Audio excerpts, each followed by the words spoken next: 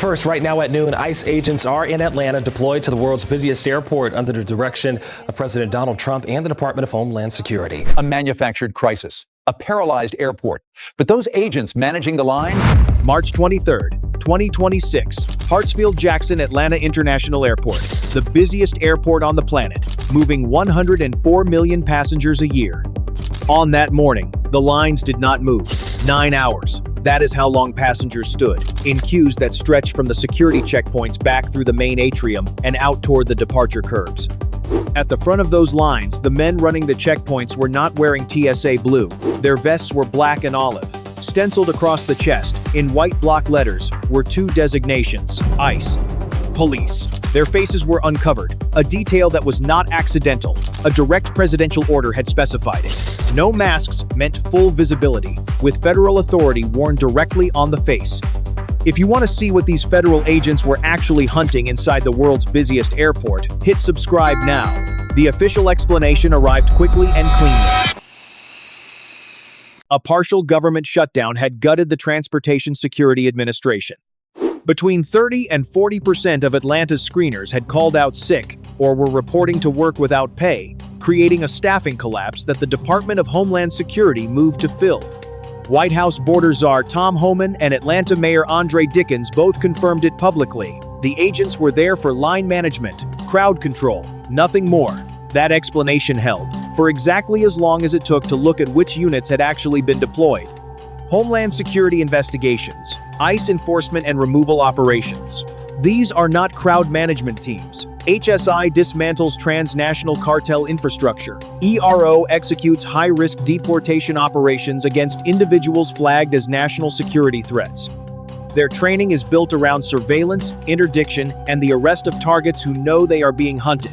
Days before the deployment, the administration had formally terminated temporary protected status for Somalia. The president had posted explicitly on Truth Social, naming Somali immigrants as targets for airport enforcement. The policy architecture was already in place. You do not send elite tactical deportation units to manage a queue of tourists. The agents were positioned not at international arrivals, where customs enforcement would be expected, but at domestic gates, choke points inside the terminal. Exactly where no immigration authority should have jurisdiction, and exactly where the public would have no framework to question why they were standing there. The official story had an answer for everything. What it could not explain was the specific units, the specific locations, and the specific timing. Those three details taken together pointed somewhere else entirely. The timing was not coincidental. 2 days before the deployment, the president's Truth Social account had published a sequence of posts targeting Somali immigrants with language that was explicit and operational in its framing. They had, according to the posts, destroyed Minnesota. They were a threat, and the airports, the posts implied, were where that threat could be intercepted. On March 17th, the administration's termination of temporary protected status for Somalia had taken legal effect, stripping thousands of their protected standing overnight. In Clarkston, Georgia, a dense and established Somali-American community sitting just 9 miles east of the airport, the effect was immediate. Families stopped answering phones. Businesses closed early. Travel plans were canceled without explanation, because the explanation was already understood. Inside federal buildings, the framing was different. According to a former HSI intelligence analyst speaking anonymously, the TSA staffing collapse was not simply a crisis to be managed. His division, weeks before the walkout began, had received a quiet internal directive: compile domestic flight manifests originating from Atlanta. Flag passengers with documented ties to East African business networks. Cross-reference against financial transaction records. The directive did not come with a warrant number attached to it. The crowd control deployment gave that directive a legal container. Airports occupy a specific and legally ambiguous category under federal jurisdiction. They function as border zones, even when the flights departing from their gates never leave the country. That classification carries consequence. Inside a federal border zone, the constitutional architecture governing search and seizure shifts. The standard protections that would require a warrant, a judge's signature, a documented probable cause, compress into something far more permissive. By deploying ICE under an emergency line management order, the operation moved HSI and ERO assets into domestic terminals under a framework that the public recognized as routine inconvenience. and that federal attorneys could defend as emergency border zone administration. No one was technically lying. The agents were in fact managing lines. They were also doing something else entirely. The crowd control directive functioned as a legal Trojan horse, inserted into a moment of institutional chaos and designed to be invisible from the outside. What the public saw was a government struggling to keep its airports functional. What was actually being assembled, gate by gate, checkpoint by checkpoint, was a coordinated dragnet operating under the cover of that struggle. Grabbing undocumented travelers was never the endgame. It was the cover story for something that required far more infrastructure, far more coordination, and far more reach than a single airport on a single morning. Atlanta was not operating alone. Simultaneous with the domestic terminal deployments at Hartsfield-Jackson, ICE units flooded Louis Armstrong International in New Orleans, and both George Bush Intercontinental and William P. Hobby airports in Houston. The geographic spread was not random. These were not the cities with the largest undocumented populations, nor the airports with the most severe TSA shortfalls. They were the transit nodes connecting three of the densest Somali American population corridors in the country: the Atlanta, Houston, Minneapolis axis that had functioned as the commercial and familial spine of that community for 2 decades. The National Immigration Law Center issued immediate public warnings. Airports had become high-risk traps. Their language was careful, measured, and exactly correct. Inside the operation, the architecture was more deliberate than any public statement acknowledged. According to leaked internal documents, the coordinated initiative carried a working designation of Operation Bottleneck. The name was functional, not metaphorical. The physical choke points created by ICE-managed screening lanes were not simply processing stations. Embedded within the tactical gear of select HSI field units were mobile cellular interceptors, Stingray devices, capable of harvesting device identifiers, call metadata, and location pings from every phone passing within range of the checkpoint. The agents managing the lines were, simultaneously, mapping the digital signatures of everyone moving through them. The target was not a person. The true objective was mapping an entire network. Specifically, the operation was designed to reconstruct the financial and communication architecture of Somali American business owners and community leaders traveling the Atlanta-Houston-Minneapolis corridor. The expired temporary protected status designation had created a new category of legal vulnerability. Anyone flagged by the Stingray system, anyone whose device metadata intersected with monitored financial transaction patterns, could be held, questioned, and cross-referenced against offshore wire transfer records, all under the emergency border zone framework that required no warrant, no judge, and no public record.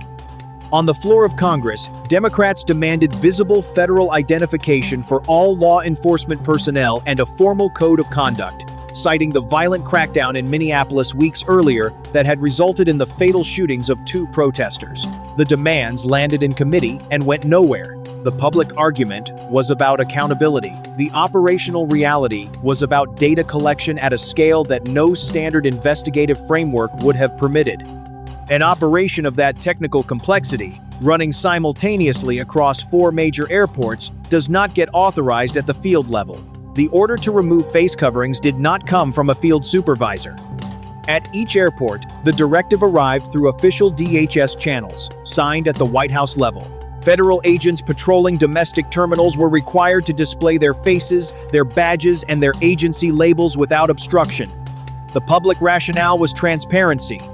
Operationally, the effect was absolute dominance.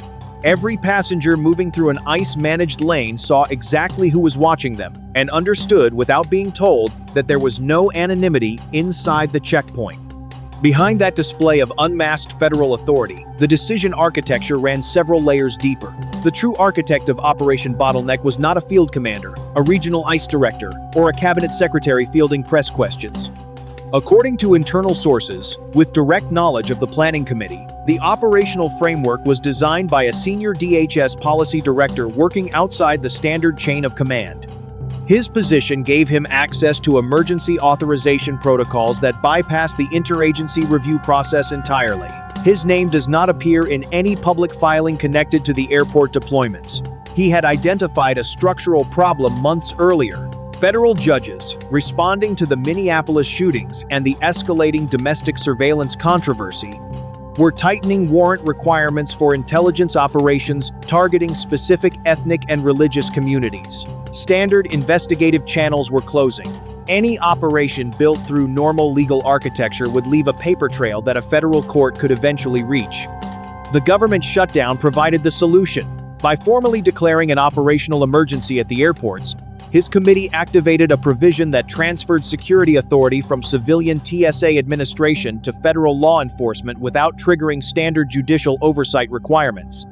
The emergency declaration was the warrant. The TSA shortage was the predicate. Every Stingray ping, every harvested device identifier, every cross-referenced financial flag collected inside those domestic terminals flowed not to a standard DEA or FBI evidence repository, but to a network of private federal contractors operating under classified service agreements. No warrant was signed. Judges never reviewed the intake. No public record was generated at the point of collection.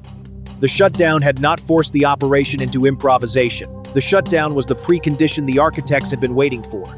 And the men who designed that precondition understood something the public argument about airport delays had completely obscured. The geographic targeting of Atlanta, Houston, and New Orleans was not the full scope of what had been mapped. This specific selection of cities was neither accidental nor improvised. Atlanta to Houston to New Orleans. Drawn on a map, those three cities trace the exact spine of the Somali-American commercial corridor, the transit infrastructure connecting Clarkston, Georgia, to Minneapolis, Minnesota, through a chain of layover hubs used by East African business travelers, remittance couriers, and community organizers moving between the two largest Somali diaspora populations in the United States. The selection was surgical. Senators Raphael Warnock and John Ossoff went before cameras to condemn the airport delays, framing the crisis as administrative incompetence, a staffing failure, a foreseeable consequence of a reckless budget standoff. Their statements were not wrong. They were simply aimed at the wrong target. Inside the planning committee, the partisan blame exchange was anticipated and welcomed. Every minute of airtime devoted to TSA staffing numbers was a minute not devoted to the Stingray logs. The legal reality of Operation Bottleneck relies entirely on existing law. Nothing that occurred inside those domestic terminals required a single act of congressional betrayal, a secret executive order, or a classified program running outside the bounds of American law. The emergency provisions exploited by the Planning Committee exist inside the standard legislative framework, authored over decades of bipartisan national security legislation, expanded quietly after 2001, and left intact through 4 administrations. The same senators appearing on cable news to denounce the chaos at Hartsfield-Jackson had voted, directly or through procedural inaction, to preserve the emergency authorization architecture that made the operation possible. That is the blueprint. A budget impasse produces a staffing crisis. A staffing crisis triggers an emergency declaration. An emergency declaration suspends the civilian oversight layer. Tactical federal assets flow into the gap. The public watches the chaos at the security line and assigns blame along partisan coordinates, while the data collection runs uninterrupted beneath the noise. Any transit hub in America carries the same legal vulnerability. A train station, a bus terminal, a regional airport serving a mid-sized city. The preconditions are a declared emergency and the right agency in the right position. The constitutional protections that govern domestic law enforcement do not disappear. They are simply routed around, legally, quietly, and in plain sight. The government shutdown ended. TSA agents returned to their posts. The choke points dissolved. Federal agents in tactical vests cleared out of the domestic terminals, and the airports returned to the familiar friction of civilian travel. The data did not leave with them. In Clarkston, Georgia, the fear did not dissolve when the agents left. Families who had built small businesses along the Atlanta corridor, remittance couriers who moved money between Minneapolis and East Africa through entirely legal transfer networks, community organizers who had spent years navigating the bureaucratic machinery of legal residency, all of them stopped traveling. Not because they were told to, because the message had already been delivered without a single word being spoken. The airports in their cities had been turned against them, and the mechanism that made it possible was still fully intact, waiting for the next declared emergency to activate it again. In Minneapolis, the paralysis was identical. Entire extended families delayed flights, postponed medical appointments in other cities, canceled business trips. For a community that had already absorbed the violence of the spring crackdowns, the domestic terminal was no longer neutral ground. According to internal sources familiar with the post-operation review, no congressional inquiry was ever formally opened into the data harvested during those 72 hours. The crowd control narrative absorbed every official challenge directed at it. Senators demanded identification protocols and a new code of conduct for deployed agents. The administration responded with procedural language. The news cycle moved on. The Stingray logs were archived inside federal contractor systems under emergency operational classification, inaccessible to the judiciary, invisible to the public, and never subject to the warrant process that would have been legally mandatory under any other set of circumstances. The agents returned to their standard tactical assignments. The planning committee dissolved back into the ordinary structure of DHS policy. The fictionalized architecture of Operation Bottleneck left no visible scar on the official record because it had never officially existed. The ICE agent standing at the metal detector was not the architect of any of this. He was a tool, positioned precisely where the men in Washington needed a tool to stand. The true authors of what happened inside those domestic terminals were the ones who recognized that a budget crisis, manufactured or mismanaged, could function as a master key. It could unlock federal access to civilian infrastructure, suspend the oversight layer, root around constitutional protections, and harvest an entire community's communication and financial data, all while the cameras stayed fixed on the length of the security line. They did it in plain sight. The entire operation was executed legally, and the architecture they used is still in place. Atlanta was not the last test. At the Port of Miami, federal agents operating under a different agency and a different cover story encountered a different kind of network, and several $1 million that the official record cannot fully account for.